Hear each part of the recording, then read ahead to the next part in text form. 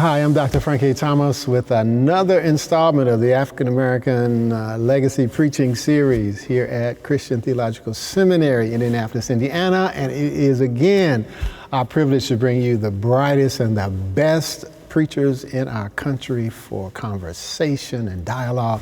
And we have the blessed privilege of having Dr. Tellis Chapman, the pastor of Galilee Baptist Church of Detroit, Michigan. He's a revivalist, he's a preacher, he's a pastor. This man knows so much about preaching.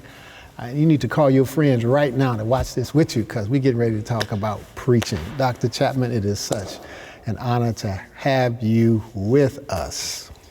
Thank you, Dr. Thomas, for having me. The honor is mine. Yeah. Well, we'll see. We're getting ready to explode. So I'm excited about this interview. So, first of all, for some of our audience that may not know you, you have a great following, so a lot of the folks in the country know you. But for those that don't know you, what would you like our audience to know about you? Well, I'm the son of an itinerant preacher, and of the greatest homemaker on the planet. And I have been preaching for 44 years to date. Grew up in Deep South Mississippi. Okay. Barefooted boy, feeling and finding my way. Grew up in a Christian home. Where in Mississippi? Pascagoula, Mississippi. That's on the Mississippi Gulf Coast. Yeah. You can't go any further south without getting in the Gulf of Mexico. I was born in Gulfport, Mississippi. In Gulfport. Wow, 45 miles apart. Yeah, that's why that's how I was so familiar to it. Also, tell me your dad's name. You see, your dad was an itinerant preacher, so tell me a little bit about him, and then we'll keep going with you. Perhaps the greatest preacher of my time that I've ever heard, Dr. L.D. Chapman, pastor of the Antioch Baptist Church, Pascagoula, Mississippi, corners of Helen Street and Highway 90. He was quite influential in the political arena. Not just known for his preaching, but his leadership in the community, in the areas of civil rights. He was a diplomatic kind of leader in that regard. But those are my roots on the Mississippi Gulf Coast. Right. Okay. I'm going to come back to him. So keep going about you. I stopped you with Gulfport, Mississippi, but anyway. Keep going. Well, I left home, went to college, HBCU, Jackson State University in Jackson, started preaching. My freshman year, started pastoring my sophomore year. Little Hope Baptist Church, Toomsuba, Mississippi. That's an Indian name. Central Mississippi, near the Meridian, Mississippi area on the I-20 corridor. My second church, in Jenkins, Alabama. That's about 40 miles southeast of Toomsuba. Mount Pisgah Baptist Church, and from there to Detroit, having been there now nearly 40 years, pastoring the Galilee Baptist Church, which was organized during World War II. A group of lovely people, blue-collar workers, mostly Southerners at that time. That generation has all but died out, just a few of the remnant. Beyond that, I am a product of not only the HBCU, Jackson State University, but graduate of United Theological Seminary, both master's level and the doctoral level as well. I have been fortunate to have the kind of journey that I've had as an individual, as an African American male, and as a black preacher, and look at where life and providence has brought me. So when were you at United? Started in 2017. Okay, wow. Interestingly enough, I went back to school and to the seminary, of course. I wanted to be sure to get my children through school, and once that was done, I fulfilled a commitment and promise to myself and my beloved mother to go back and finish, get the degrees to legitimize, if you will, what I've been doing all along, master's level and doctoral. Well, congratulations to you. First of all, I'm a graduate of United, so, I graduated anything to do with this is ancient history, but 91, but it ain't anything to do with it. History nevertheless. Yeah, but history nevertheless. And so when you said United, of course I connected. And also, I would like, you went back. I mean, you already were a successful pastor. You already were a successful revivalist. Your ministry was doing well. You were doing well. But you went back because you made a commitment to your mother. Yes.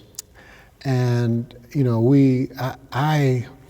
one of the things that I don't do is I don't play the degree game, so that, right. You're a better pastor if you got a degree. I mean, I think everybody should get education. I think at whatever level you can, I think we ought to be informed to lead our people. I think we ought to be in school, but we don't do this class thing where, there's the degree preacher and then there's the folk preacher, So the fact that you're able to go back to school, you're able to bridge both sides of the folk preaching tradition and, the folks that's been to school. And so I want you to say a little bit, if you would like to, anything about that. I mean, that you would, that's just fabulous. And I think it'd be an encouragement to our audience at whatever level they can to get more education for themselves and their people. Yes, I went back at the age of 57 and completing the doctoral degree at the age of 63. Wow. And the academy offers something that you can't get from any other place. And most of my training has been in the informal context. Right. My college pastor was a seminary instructor. Mm-hmm. Spent many years under him. My mentor, Dr. Alan B. Green, out of Stranger, Texas, was my mentor. He was an adjunct professor. So I had exposure in given contexts, but not necessarily in the formal setting. And I knew that the academy was calling me, and I wanted to caress my cranium within the corridors of You're starting already, alliteration. Within a setting that could offer me something that I couldn't get from the back porch and in casual conversations that I picked up along with and from my mentors and other senior pastors of whom I admired greatly. And that's some of how I have been, honed, if you will, to become the preacher that I am. And I had a conversation with, in a cohort session, about acquiring the letter as a seminary trainee. And my response in that converse was never underestimate the anointing, because there are several who haven't had the opportunity to acquire professional training or teaching, but they have been touched by the Lord nevertheless. And my father was one of them. Tremendous preacher, preached in narrative form, huge imagination, but he always made sure that the purity of the gospel was never compromised, never watered down, and he got it across in his own way. And I wanted, whatever society and the preaching fraternity may feel about me and my reputation as a preacher, I knew that I needed that level of training, and I went and got it. Oh, thank you. Yeah, and trustingly, it will inspire younger pastors or older pastor preachers alike to never surrender to the circumstance to the extent that you don't feel as though the academy can help you.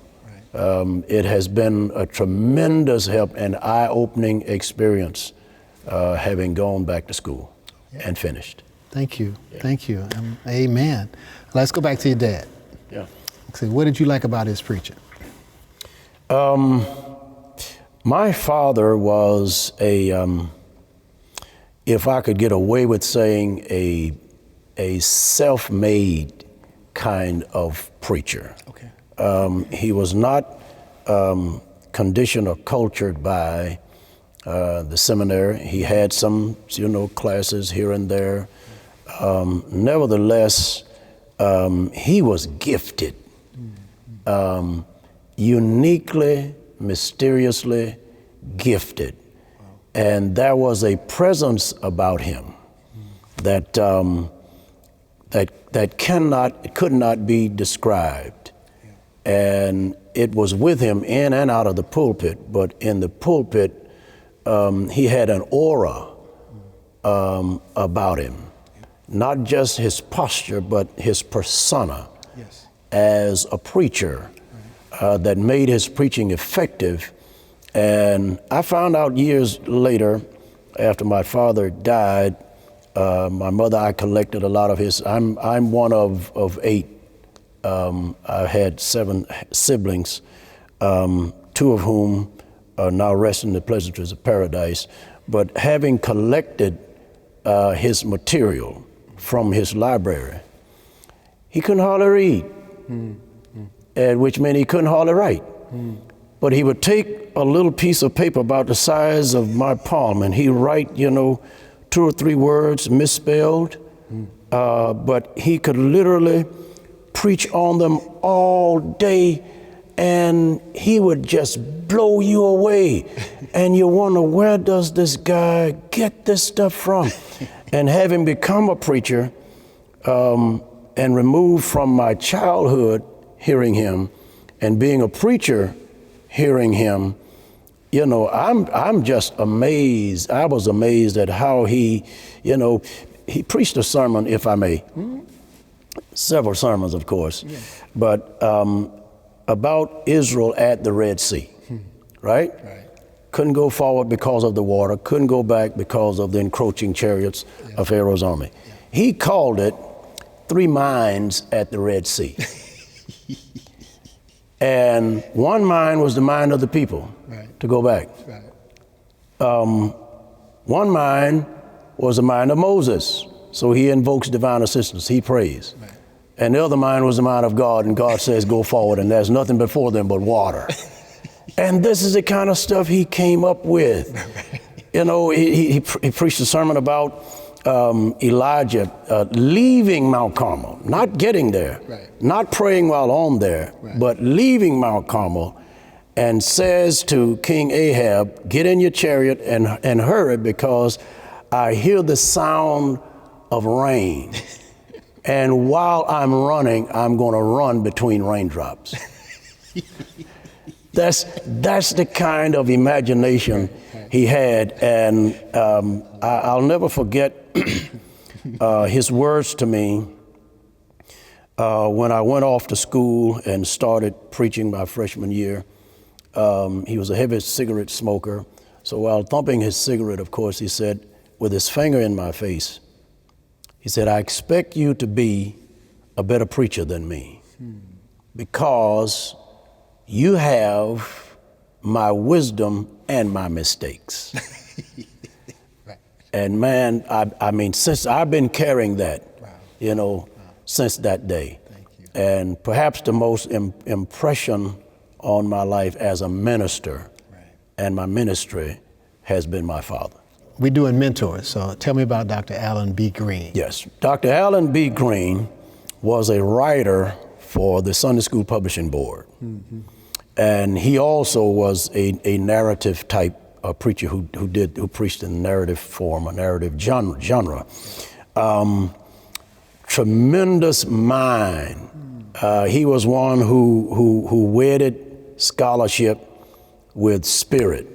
And emotive expression, and what we would consider lyrical expression as he delivered his sermons. And he was very influential in pouring into me as a minister to never leave that black cultural preaching dynamic, which references the usage of first-person narrative, getting into the text as a character.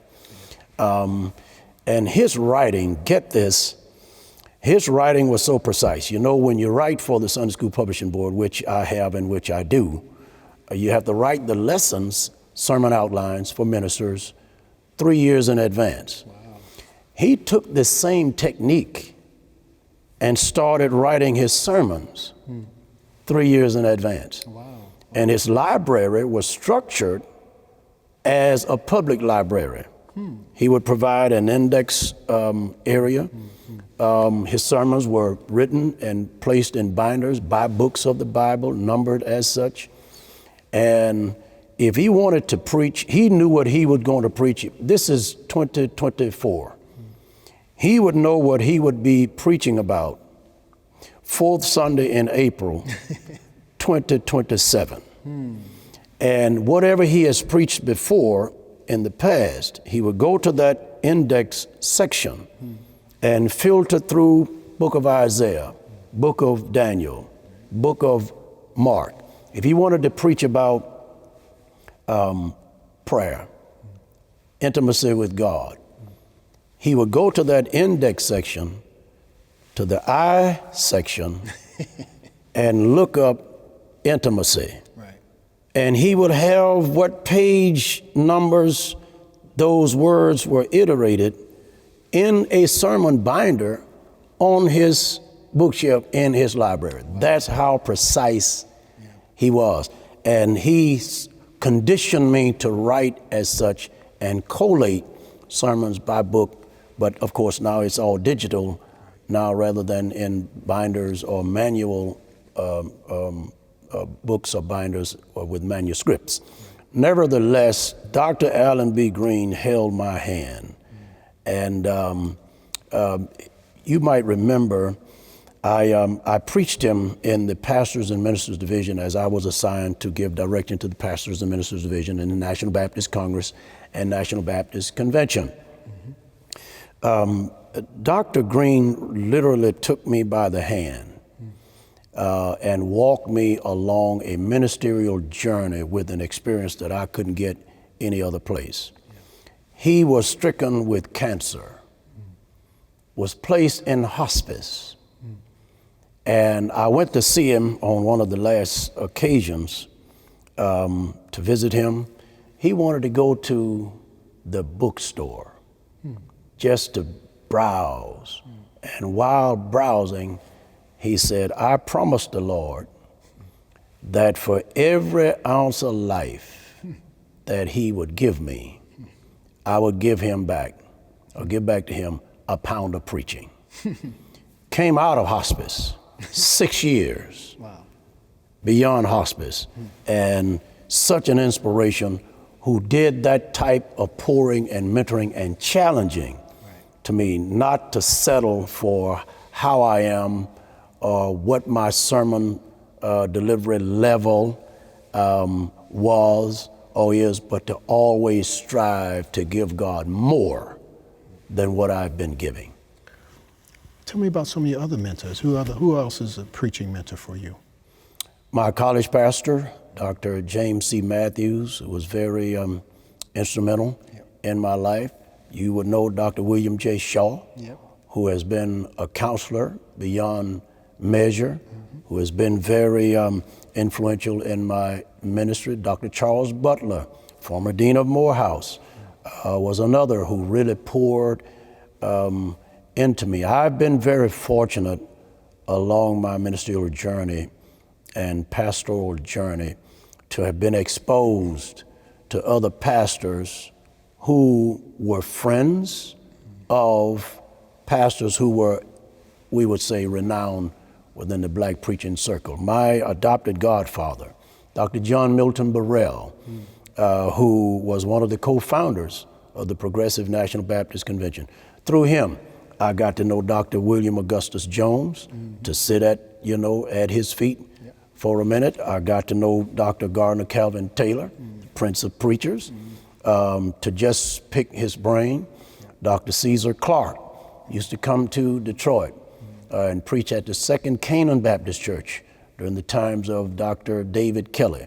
And by my association with Dr. Kelly, I had a chance to interact with Dr. Clark, pick him up from the hotel, take him to the church, take him back, take him to the airport, all of the above. And I would just pick their brains, in casual converse. And they didn't mind. They put it on pause and gave me food for life. Yeah. So you can't be in Detroit, and I can't not ask you about C.L. Franklin. So, that his influences, because it was wider, and we already had a little bit of conversation about him, coming in the door. Yes. So, tell us about your experience of him and the preaching, and any reflections you want to offer. Yeah, Dr. Franklin died a year before I got to Detroit. Okay. But I grew up hearing him late Sunday nights on Randy's Record Shop radio show. And impressed. And I really thought Dr. Franklin was a 300-pound giant, but he was a small-framed individual with a unique talent, his voice, but he was also a prepared preacher and polished. And with his gift, which is, for I would say some of those who would critique his style, found it difficult to put him in a box or a category so as to label what type of preacher he was. But because of his oratory and intonation and voice inflection, which is typical of African American preaching and preachers, he was the one, at least from my experience, who really put it on the map. Not that there weren't others, but C.L. Franklin was probably the most celebrated lyrical black preacher that we know of. Yep. I'll ask you about hooping in a minute. I'm coming down that street. Yes, right? And a lot of his tutelage was from Dr. Reuben Bartholomew Gayton. And Dr. Gayton was a Hebrew scholar who was an alcoholic and could not retain pastoring a church. Dr. Franklin hired him as his personal tutor. And he had a best friend, Dr. David Hudson, who lived in Detroit, who in his declining days shared with me and my dear friend, Dr. Edward L. Branch, some of the clippings from the writings of Dr. Gayton.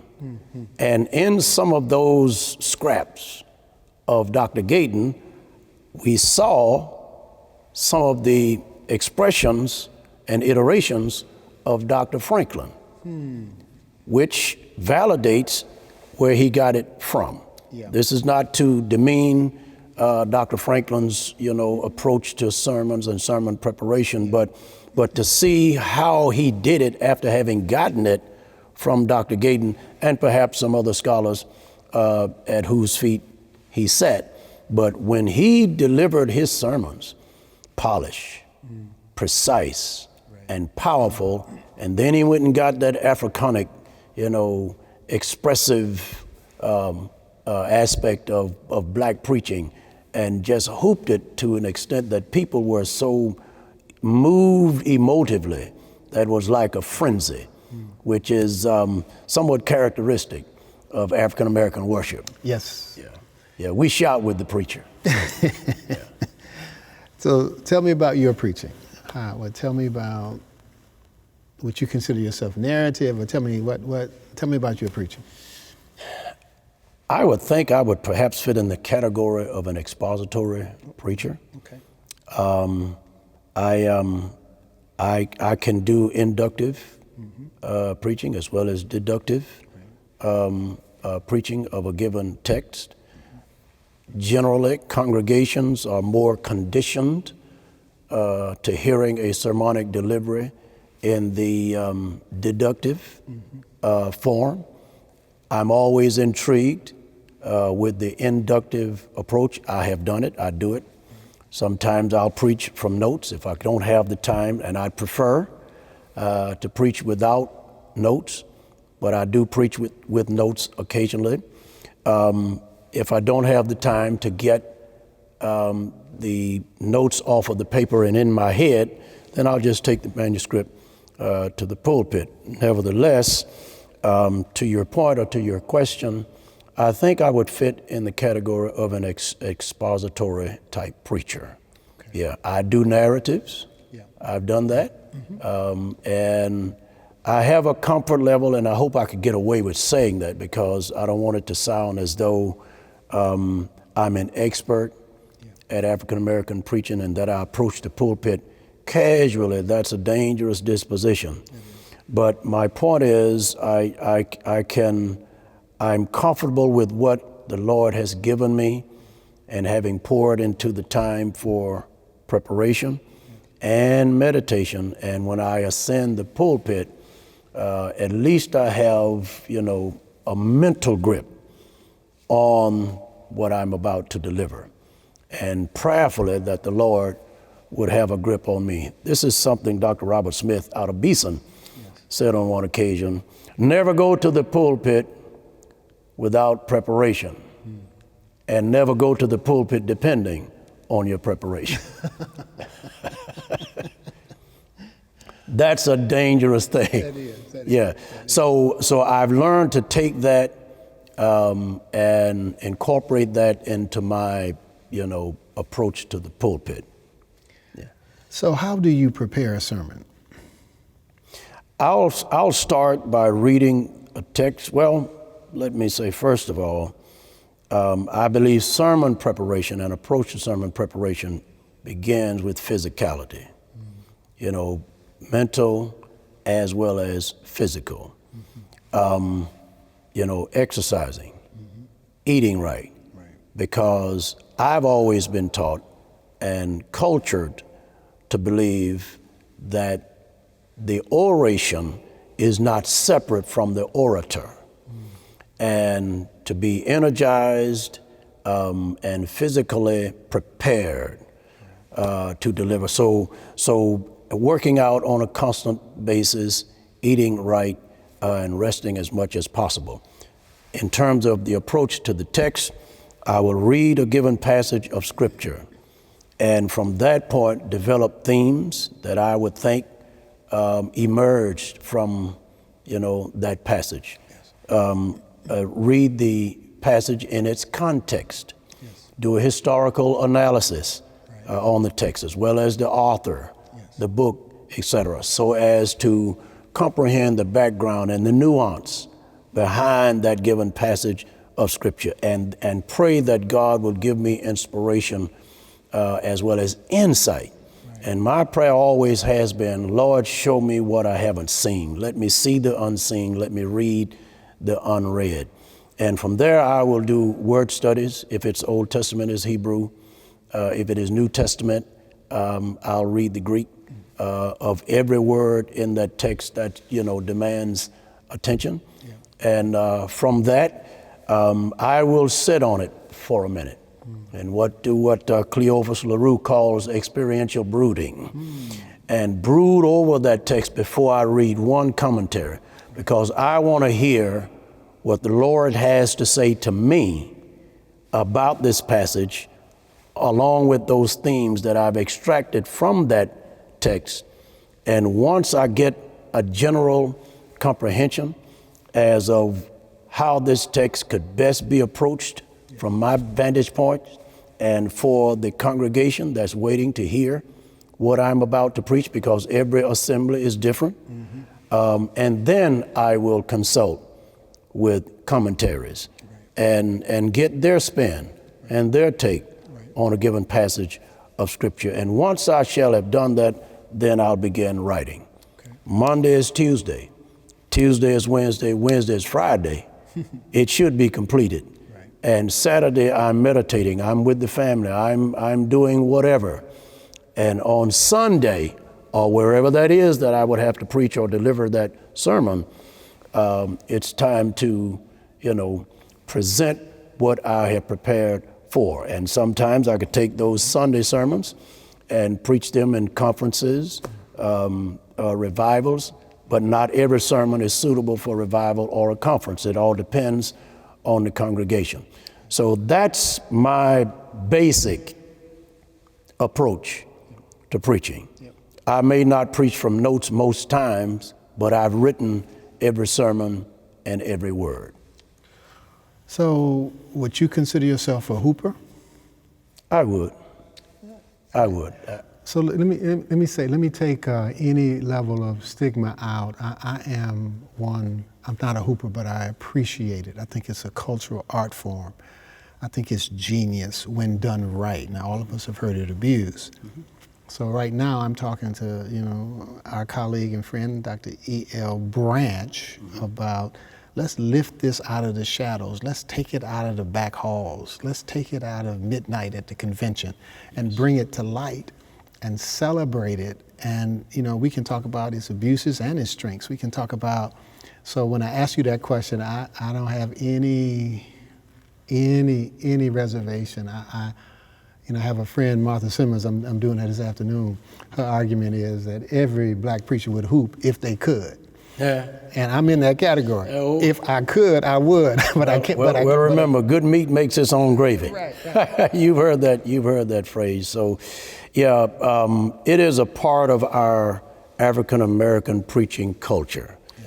Henry Mitchell, Ella Mitchell, he wrote about all of this. You're a protege of Dr. Mitchell, and you're now a leading voice on this topic of African American preaching. But hooping, as I know it, as I see it, as I've experienced it, as I knew it, and as I do it, is not to be perceived or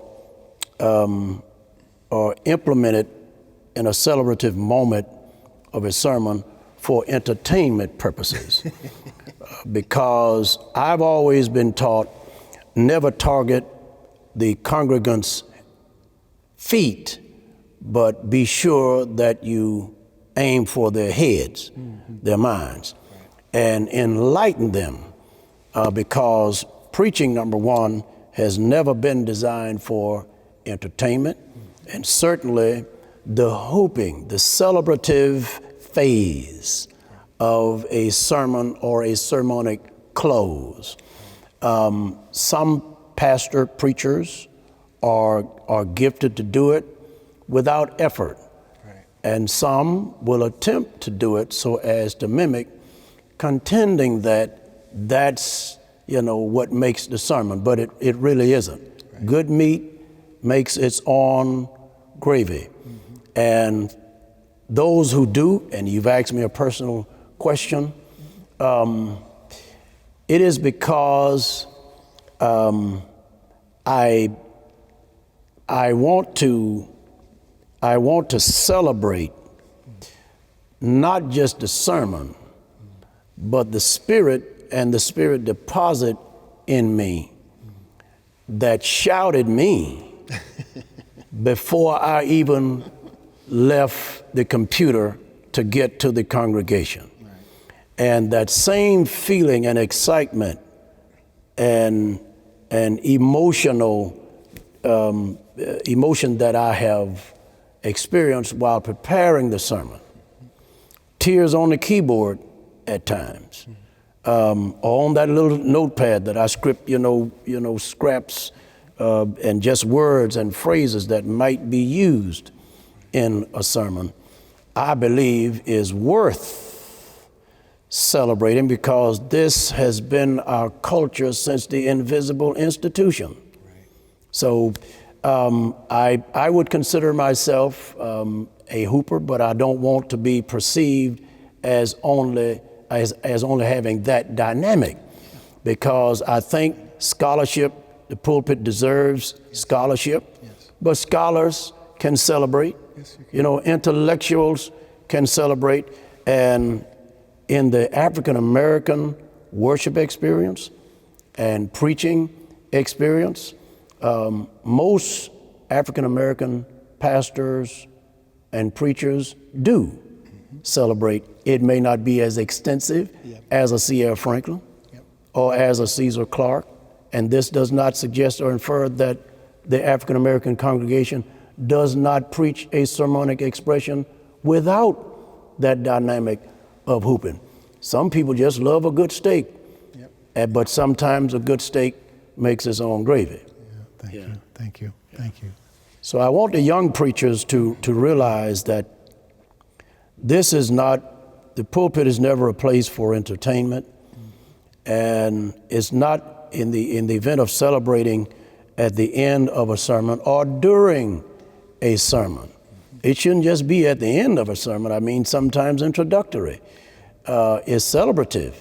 But I wouldn't want a younger pastor to perceive or preacher to perceive that the measure of your sermon or your message is because of your gift to hoop.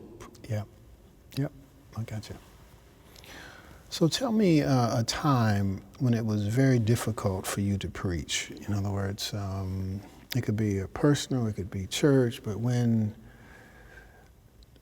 it was out of, it said preach in season and out of season. So give me a time that you had to preach out of season. There are several, were several times, and I wouldn't say, not as though this is just past tense now. When I first got to Detroit, I inherited a family church, very traditional, and it was a challenge to infiltrate that kind of impervious culture that I met, because I came under the tutelage of pastors and leaders who pastored their churches, not realizing that it would take time, years to build relationship with congregants and emerge as pastor. And early on, during my pastorate where I am now, it was a challenging time. And as a young preacher, pastor, I wasn't as I would say wise then as I am now, and so I allowed it to affect my preaching. There was a time when my father was dismissed from the church where I grew up, and and I had just started pastoring when that happened in Mississippi. That was a challenging time for my preaching, and several others I could mention. Nevertheless, the Lord He was always with me, has always enabled me to deliver the message that He had given to me, so as not to bring all of my burden and vent it and weaponize the pulpit because of my anguish or my anxiety or what have you. Those were some difficult times amongst some others. Yeah. Let's go to the other side. When was there a time that you just absolutely knew without any, that God was using you? You just, that you knew. In the preaching moment? Yes, in the preaching moment. Oh, God. In terms of overcoming obstacles or just in that moment? Sometimes, and it doesn't happen all the time, but sometimes it seems like an engine that hits on all cylinders. It just runs smooth, no sputtering. It's open highway, interstate. and there have been those sparse moments when I did all I could in preparation and ascended the pulpit, a podium, a lectern, wherever I was, and it just seems like everything, body was right, voice was right, message was timely. The congregation and the atmosphere was timely. In this call and response, spirit level as we call it, of the worship setting, it's if everything hits on all cylinders, which I think can be a danger to the psyche of a preacher who could walk away feeling as though they've done it. And because of the response from a given congregation, they feel as though, well, I must have done a great job. I used to watch Dr. Frederick George Sampson, and perhaps you've noticed, wherever he would preach, And he could preach an hour and 15 minutes. You never want him to quit, right? He would sit down and go in his pocket, and he would start writing notes. And I asked Dr. Sampson, Doc, what do you be writing? And he says, I write what the Spirit said I should have said. And so the next time I'll know to say what the Spirit said I should have said. So sometimes, in those given moments in our worship experience, it seems like everything is hitting on all cylinders. It doesn't happen all the time. And thank God for those times, because it's a reminder, at least to me, that when you depend upon the Spirit, God blesses preparation, but you must also ascend that moment, acknowledging the fact that God is in charge of it all. And then after that, an assessment, I believe, is necessary to write down what the Spirit said I should have said. Right, right. Thank you for that. Thank you. Yeah. Dr. Sampson is one of my mentors, so Yes. I, matter of fact, without putting too deep in it, he invited me to do 6 nights, and this is way back then. So start Sunday night and go through Friday. Yes. And that was just the shape of his mentorship in my life. And so you touch chords when you say Dr. Frederick J. So there are probably some things you want to say about preaching that I haven't asked you. I never assumed that I'm smart enough to get everything asked that needs to be asked. So is there anything that you would like to say that just, that you think about preaching, or what you feel or what you think that I probably haven't asked you yet, or that you just like to share? Yeah. Let me say commendations to you for your concentration on African American preaching and all of the varying preaching genres that are indigenous to and characteristic of the African American preaching experience, and your coaxing and coaching preachers, black preachers, to write their material, because, of course, the print will always outlast the preacher. Right. I think that because of such initiatives as this helps to purport and instigate a greater appreciation for African American preaching. It is of our culture. It is our heritage, our ancestry. It's in our DNA, but it hasn't been accepted by the broader white theological settings and theological institutions.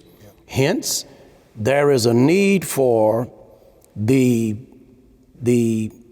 documentation of not just what the black preacher preaches, but how, and the nuance and the dynamics and elements and characteristics of African American preaching, not to be described with terms that address the physicality, but the very essence of who the black preacher is and how the black preacher delivers a sermon, which is the message of God seen through the black lens, the black experience, and preaching it from that vantage point. To me, that's what black preaching is, that's what African American preaching is, and that's the vantage point from which black preachers preach in the African American church. I thank you for that. I'm going to refer to Martha Simmons. I'll interview her in just a couple of minutes. Together we did the anthology of African American preaching. I have that. Well, thank you. Yes. It's rare. Yes. It's rare these days. It's on eBay and YouTube. They selling that. I mean, it's on Amazon. They selling that thing for $300 or $400 because it's out of print. And what I distinctly, we're going to talk about this afternoon, because we did 10 years together to get this thing done. I became aware of was the tradition and what has been passed to us. That's what you were speaking of. and that we think that we can create sermons ex nihilo, out of nothing. You know, there's this big theological debate: did God create out of nothing, or was there some substance that God, you know, that the spirit of the deep? And so we preach from the substance that's been passed on to us, and not to honor that, honor the, right.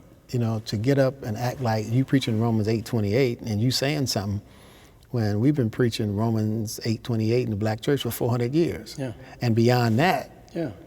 it's been Yes. preached since Yes. Paul said it. Yes. And so this stuff has been passed to us, and that's what we're trying to do, is honor what's been passed to us and leave it better for the next generation.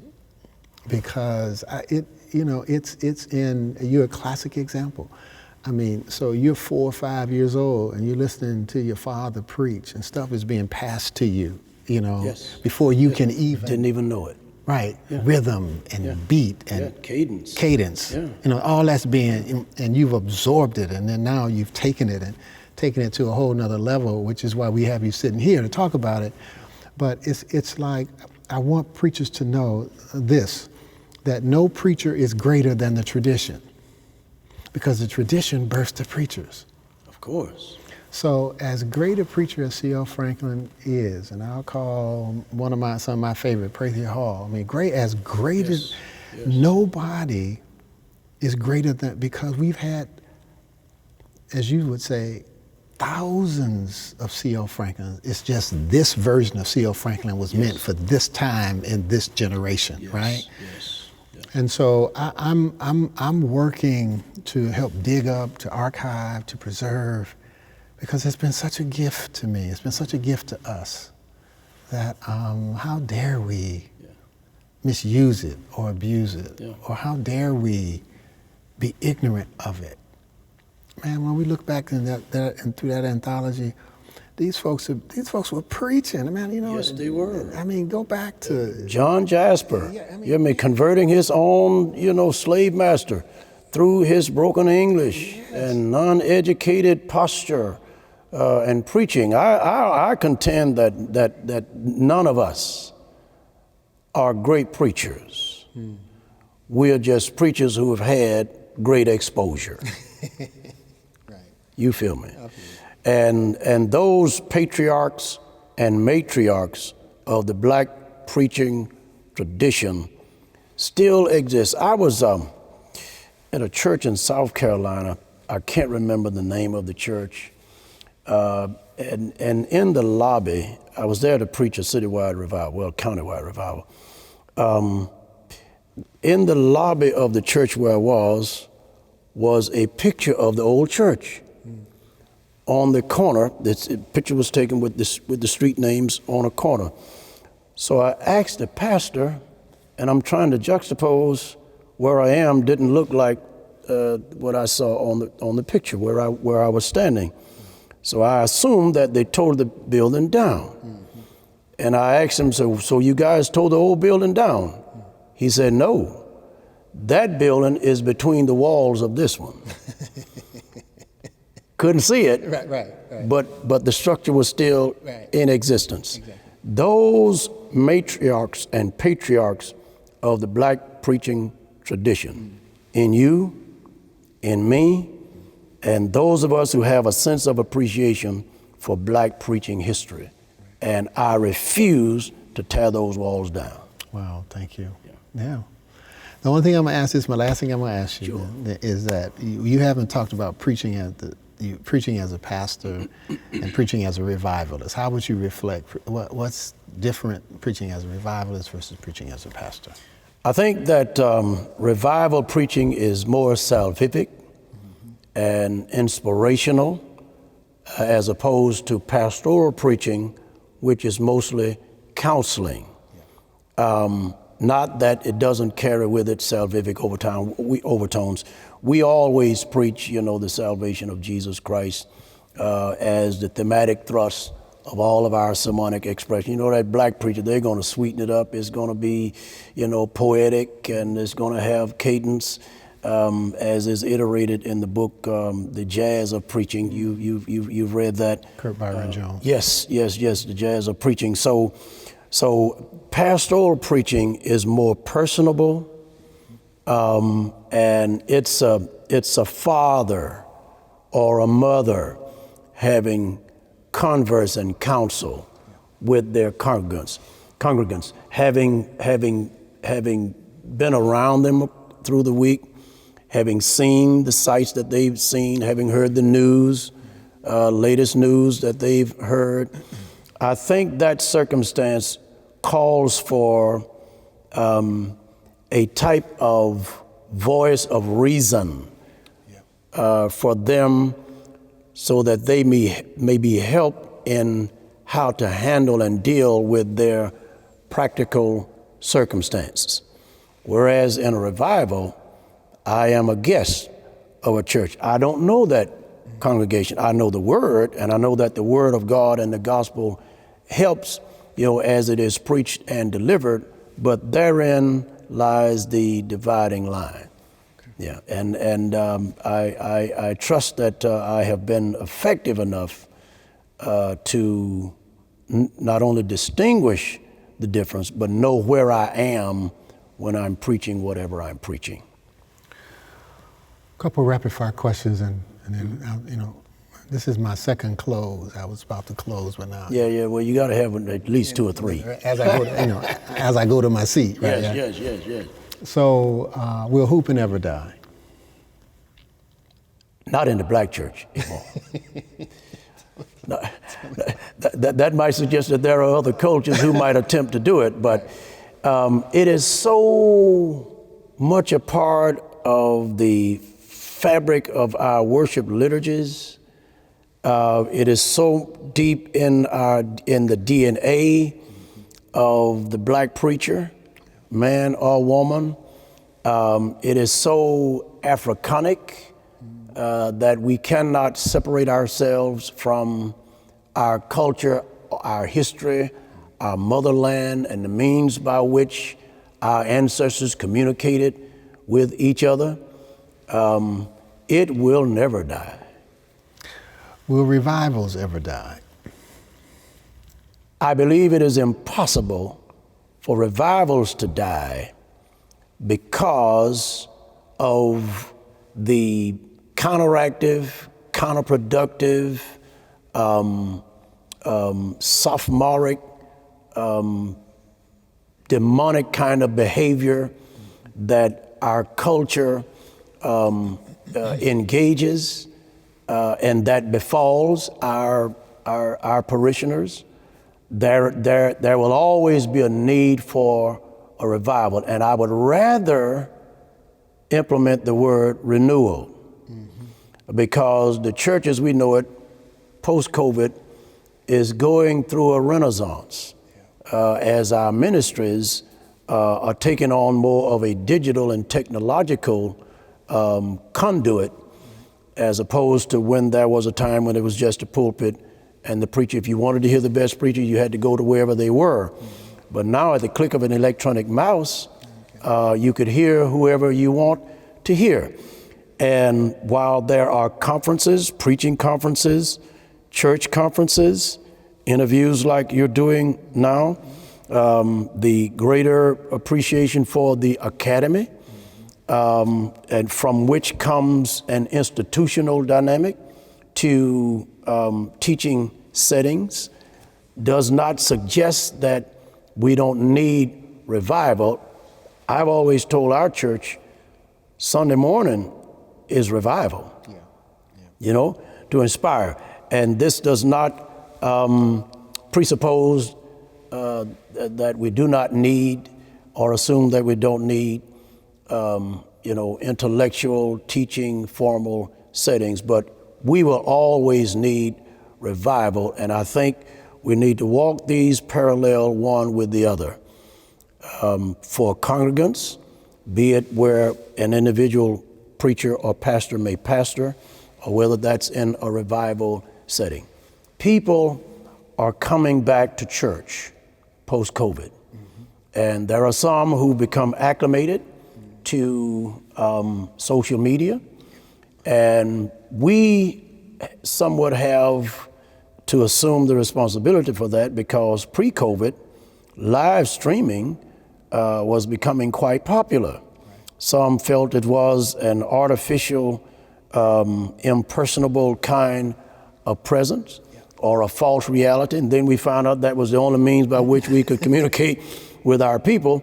So, but prior to that, we had television monitors on the walls in our churches, not realizing that we were unconsciously conditioning our people to watch us on TV anyway, and on electronic devices.